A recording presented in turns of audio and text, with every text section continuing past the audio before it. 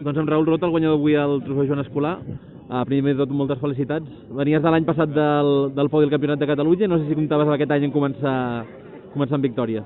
No, la veritat que no ho esperava i menys aquí a casa, però bueno, hem fet un bon hivern i hem fet les coses bé. Avui l'equip també ha treballat superbé i res, la veritat que estic molt content.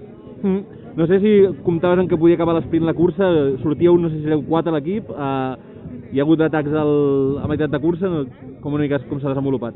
Sí, bueno, al principi ha sigut una mica un caos perquè arrencava tothom i així i ningú s'acabava d'anar i després ja s'ha fet la fuga per Mollà una mica abans i bueno, han treballat un parell d'equips que han controlat una mica la diferència amb l'escapada i finalment hem atrapat a l'últim de l'escapada a 1 quilòmetre de meta i els companys de l'equip m'han llançat molt bé a l'últim quilòmetre i he pogut disputar l'esprint. Daniel, i per l'últim només això, et despeixes amb el mallot de grans clàssiques, no sé com es presenta el calendari de l'any que tens previst. Bueno, no, la veritat que no és un objectiu principal, però bueno, ara que ja ho tenim ho defensarem amb tot i a veure què tal es donen aquestes pròximes curses i a donar-ho tot. Entenc que Copa Espanya, sobretot, no?